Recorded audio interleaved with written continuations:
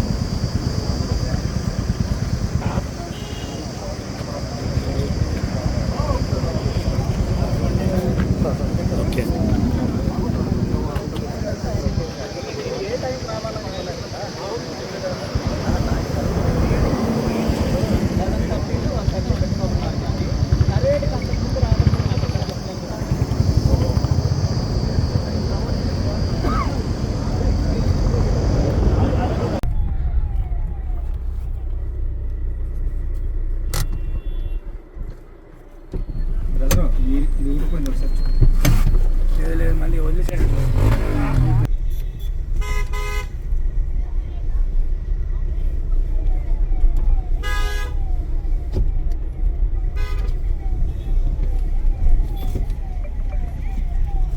కొంతమంది పోలీసులు పెట్టారండి. ఓకే కన్నా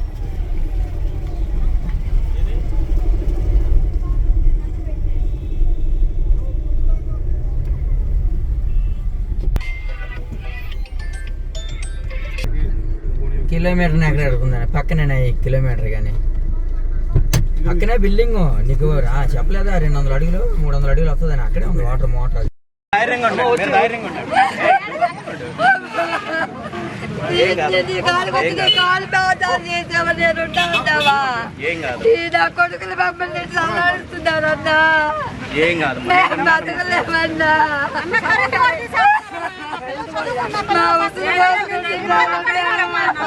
మొన్న నైట్ చదువుకున్న పిల్లలు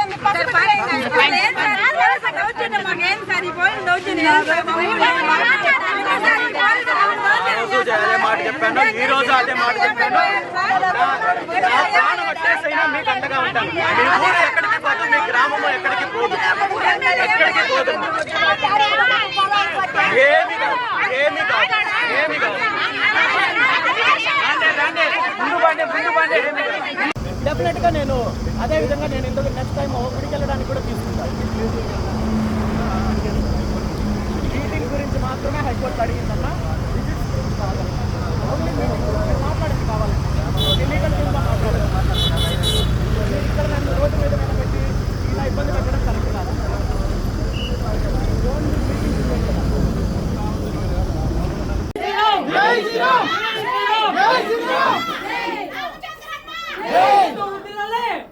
రామచంద్ర నాయకత్వం, రామచంద్ర నాయకత్వం, రామచంద్ర గారి నాయకత్వం, రామచంద్ర గారి నాయకత్వం, బీసీవై పార్టీ నాయకత్వం.